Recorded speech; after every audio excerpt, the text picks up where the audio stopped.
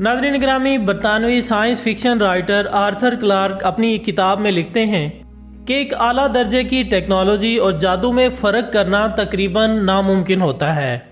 Clark का ये जुमला आज हमारी तरक्की याफ्ता दुनिया में हकीकत की भरपूर अक्कासी करता है।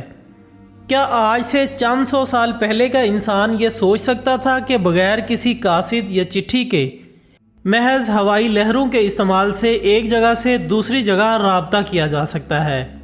लेकिन याद रहे कि टेक्नोलॉजी और साइंस की इजादात आज से पहले महज इन चीज़ों तक महदूद थीं जिन्हें हम बतौर सारिफ इस्तेमाल करते हैं, मसलन मोबाइल फ़ोन या स्मार्ट वॉचेज़ वगैरह।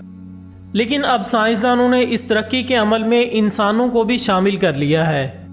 ज़रा एक मिनट के लिए सोचें कि कैसा महसूस होगा कि अगर एक आम इंसान अपने जिस्म को तरक्की याफ्ता बनाने के बाद उकाब की तरह तेज़ निगाह का मालिक बन जाए या किसी परिंदे की तरह हवा में उड़ने के काबिल हो जाए, या फिर इसमें ऐसी सेंसेस का इजाफा कर दिया जाए जिनसे इंसान कुदरती तौर पर महरूम हैं। यकीनन आप ये सब बातें सुनकर चौंक गए होंगे, लेकिन आपको बताते चलें कि अनकरीब ये तमाम बातें ट्रांसह्यूमनिज़म की मदद से सच होने जा रही हैं। नाज़रीन, ट्रांसह्यूमनिज़म दरअसल एक ऐसा तस्वुर है जिसके मुताबिक जीनियाती इंजीनियरिंग, नैनो टेक्नोलॉजी, बायोनिक्स और ब्रेन मशीन इंटरफेस जैसे शोबाजात के इश्तराक से इंसानों को उन ताकतों से लैस किया जाएगा जो कि आज हमारे ख्वाबो ख्याल की जीनत हैं या महज साइंस फिक्शन फिल्मों का हिस्सा हैं।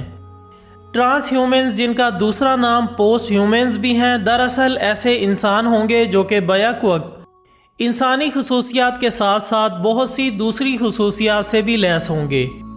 मसलन एक ट्रांसह्यूमन चीते जैसी फुर्ती, शेर की तरह बहादुरी, कुत्ते जैसी तेज़ कुव्वत शामा और हाथी जैसी हसासियत के यकता मालिक होंगे, और आज के इंसान की उनके मुकाबले में हैसियत ऐसे होगी जैसा कि हमारे मुकाबले में बंदर और बिन मानस की है। यकीनन आप सोच रहे होंगे कि ये सब कुछ कैसे मुमकिन हो सकता है। तो दोस्तों, इसे समझने के लिए आपको सबसे पहले ट्रांसजेनिक के बारे में बताते हैं। ट्रांसजेनिक से मुराद किसी एक जानदार के जीन्स की किसी दूसरे जानदार में मुंतकली है। हम जानते हैं कि एक किस्म के तमाम जानदारों की खुसूसियात भी एक जैसी होती हैं क्योंकि इनके जीन्स एक जैसे होते हैं। मसलन अगर बिल्ली की मिसाल ली जाए तो बिल्लियां अंधेरे में भी दिन की तरह देख सकती हैं, और इनके पट्ठों की गैर मामूली लचक की वजह से ऊंची छत से छलांग लगाने पर भी आराम से उठ खड़ी हो जाती हैं, जिससे साबित होता है कि कुदरत ने मुख्तलिफ जानदारों को मुख्तलिफ खुसूसियात से नवाजा है। लिहाजा इन सब के जीन्स लेकर इन्हें इंसानी जीन्स के साथ मिलाकर ऐसे इंसान पैदा किए जा सकते हैं जो कि इन तमाम खुसूसियात के मालिक होंगे जो कि मुख्तलिफ जानदारों में पाई जाती हैं। बिल्कुल ऐसे ही जैसे हम एक पौधे पर किसी दूसरे पौधे की कलम लगाकर दोनों की खुसूसियात रखने वाला एक पौधा उगा सकते हैं। नाज़रीन, आलमी ट्रांसह्यूमनिस्ट तंजीम के बानी निक बोस्ट्रम ट्रांसह्यूमनिज़म को इंसानियत के लिए लाजिम करार देते हुए कहते हैं कि दुनिया में लाखों इंसान मुख्तलिफ बीमारियों की वजह से मरते हैं, और इसके साथ साथ अद्वियात, मेडिकल और वैक्सीन की तैयारी में भी सालाना एक कसीर ज़र मुबादला खर्च होता है, जबकि एक ट्रांसह्यूमन में बहुत सी बीमारियों के खिलाफ कुव्वत मुदाफ़त आम इंसान से ज़्यादा होगी। चुनाचे ट्रांसह्यूमनिज़म के नतीजे में हम सेहतमंद दुनिया का ख्वाब शर्मिंदा ताबीर कर सकते हैं, और एक ट्रांसह्यूमन ज़्यादा ताकतवर दिमागी कुव्वतों का मालिक होगा और आज के इंसान से कहीं ज़्यादा ज़हीन होगा। इसके अलावा वो मज़ीद कहते हैं कि हम इंसान हर तरफ से एहसासात में गिरे हुए हैं, चुनाचे हम हर वक्त किसी एक ही एहसास जैसे खुशी या गम के ज़ेरे असर नहीं रह सकते, जबकि जीनियाती तौर पर तरमीम शुदा ट्रांसह्यूमन्स में उदासी या गमी जैसे जज्बात को यकसर ख़त्म या कम किया जा सकेगा। बाज़ लोगों का ख्याल है कि बाज़ जानवर सुपर नेचुरल चीज़ों को देख लेते हैं, जिनमें उल्लू और बिल्ली का ख़ास तौर पर नाम लिया जाता है। लिहाजा अगर ऐसे जानवरों के जीन्स इंसानों के जीन्स के साथ मिलाकर ट्रांसह्यूमन्स पैदा किए जाएं, तो वो शायद फरिश्तों या जिन्नात वगैरह से भी बात करने की सलाहियत के कुदरती तौर पर मालिक होंगे। इनके मुताबिक ट्रांसह्यूमनिज़म के फ़वाइद में से सबसे बड़ा फ़ायदा लंबी उम्र का होना है, यानी ट्रांसह्यूमन्स लंबी उम्रों के मालिक होंगे। ناظرین، ٹرانس ہیومن کے بعد اگر ہم ٹرانسجینک کی بات کریں تو اس وقت ترقی یافتہ دنیا کے 2 بڑے ادارے ٹرانسجینک ریسرچ میں بے پناہ دلچسپی لے رہے ہیں، جن میں سے ایک ہے ملٹری اور دوسرا ہے فارماسوٹیکل کا ادارہ۔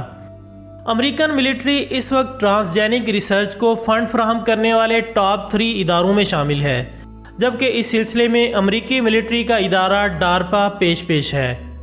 ٹرانسجینک سے مراد جینز کا باہمی تبادلہ، یعنی جینز کا ایسا تبادلہ جو کہ ایک نوع سے کسی دوسری نوع کے درمیان لیبارٹری میں کیا جائے۔ ایسا کرنے سے مخلوقات عالم میں کیا کچھ تبدیلیاں رونما ہو سکتی ہیں، ان کا مکمل طور پر اندازہ لگانا ناممکنات میں سے ہے، لیکن اب تک جو اندازے لگائے گئے ہیں وہ بھی کائنات کی تاریخ کے سب سے حیران کن واقعات کہلائے جائیں گے۔ اس حوالے سے ڈارپا اب تک کئی کامیاب تجربے کر چکی ہے، اور انہوں نے ایک ایسی بکری ڈیزائن کی ہے جس کے ڈی این اے کے ساتھ مکڑی کا ڈی این اے ملایا گیا ہے۔ اس بکری کی پیداوار سے ان کا مقصد سپائڈر سلک کا حصول ہے، جو کہ مکڑی اپنے لعاب سے بناتی ہے۔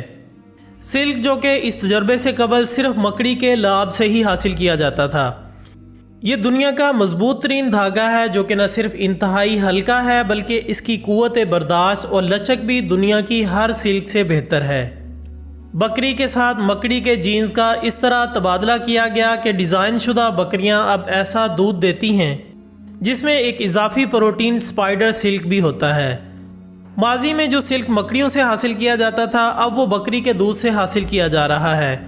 یوں امریکی آرمی نے اپنے لیے نئے ہلکے پھلکے بلٹس پروف جیکٹس، نئے پیراشوٹس، نئے رسے، بیگز اور نئے جال بنا لیے ہیں، جو کہ انتہائی ہلکے اور بڑے سے بڑے بوجھ گرا دینے پر بھی نہیں ٹوٹتے۔ ناظرین، ٹرانس ہیومنزم کی یہ تحریک بڑی تیزی کے ساتھ دنیا بھر میں پھیل رہی ہے، اور ابھی اس تحریک کا آغاز ہوئے چند ہی سال ہوئے ہیں، لیکن یہ اس وقت دنیا کے تقریباً ہر ملک میں موجود ہے۔